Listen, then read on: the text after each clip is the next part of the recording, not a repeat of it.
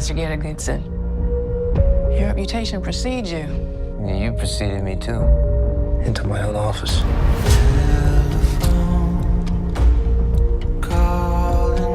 I've been told you have 2 serial arsonists working this area. No significant leads on either. Why send you? You don't know anything about arson. Yeah, but I know a ton about crime scene analysis. Hello, Jurnee. Jamaal, how you doing, man?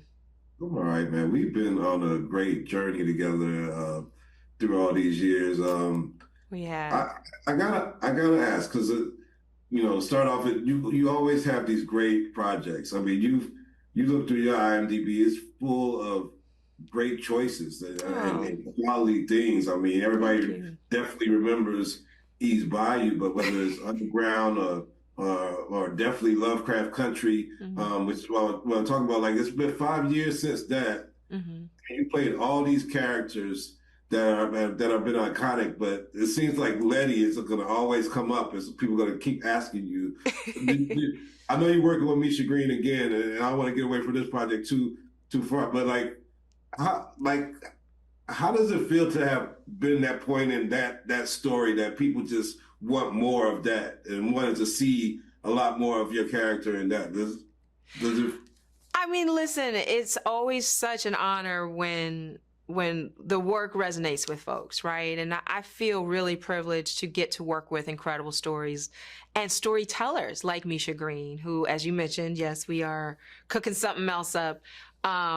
And that's really the space I'm in. I've done this my entire life, and I'm just so hungry to continue to grow and continue to be pushed by filmmakers and storytellers that I respect, that write roles that challenge me, And yes, I've been blessed lately to work with some great actors, Jamie Foxx, some great storytellers, Dennis Lehane for Smoke, I feel truly, truly blessed that I get to do what I love every day.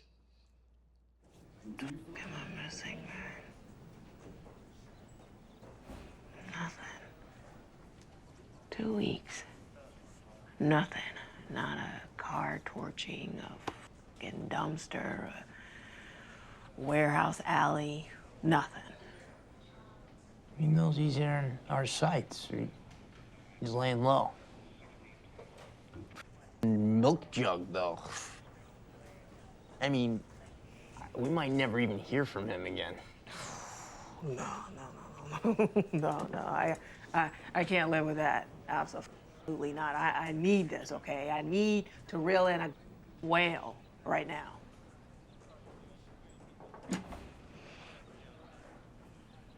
I can't get out unless I nail him or him. Both of them. Do you feel like you've hit another gear?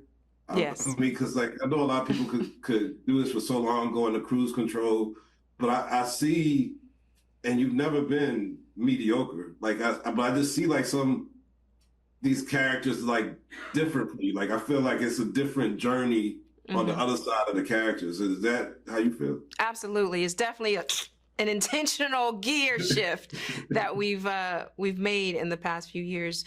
I think, I look to the greats, I grew up around some of the greatest actors. I have had the fortune of working with some of the greatest actors. And one of the things they have in common is, they keep doing the unexpected thing. And they keep working with folks and storytellers who challenge them, right? You just don't want to be comfortable. Yeah. And one of my mentors, the great Forrest Whitaker, told me once, he said, Jurnee, lean into the discomfort. And if you're nervous to take on a project, that's a good sign, because it means it's going to force you to grow. And so if I don't get thoroughly terrified, at the notion of taking something on, then I probably stay away from it. This character is so multidimensional and flawed. I mean, yes. When you got into the script, did you know? Did you foresee where that journey was going with the character? Because I'm gonna tell you, when you get to the last episode or so, like I didn't see that part coming. Yeah. Like, was it like a shock to you on the page? Like, whoa, this is where this character's going? Well, I was sent the first 3 episodes of the scripts to read, and then met with Dennis Lehane and just fell in love with his artistic brain. I was already a fan of his novels, you know, Mystic River, Live by Night, some of my favorite novels. And I knew he was going to have a lot of twists and turns, because when I was reading the scripts, I was like, man, I want to know what happens next. And he finally told me, and I was like, mouth on the floor, you know, like, that's what she does, that's where she goes, which was amazing to be able to track as an actor, you know. So like, we just worked backwards and made sure that every choice felt honest and justified. She is so flawed, she is so broken, and she is drawn to the very thing that will destroy her.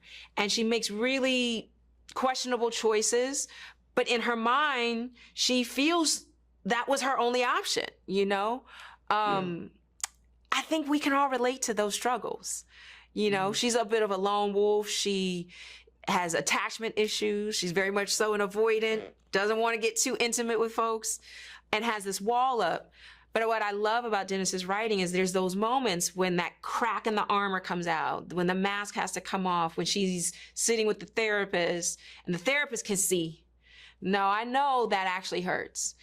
And even though she says she's invincible, it's actually, we know it's not true. Because we all lie to ourselves, right? You know? Yeah. And so it's just, it was a real awesome challenge to take her on and play with all those different colors. Yeah. You're one of the greatest. Please tell Jazz I said what's up. I will. And I want to be on your rider. Everything you do, I want to cover and just be there. So you got to tell your people, put me on your rider. Abby, you hear that? Love you, Jurnee. She heard it. Appreciate you, man. Thanks for always supporting. I really do appreciate it. All right, take care. All right.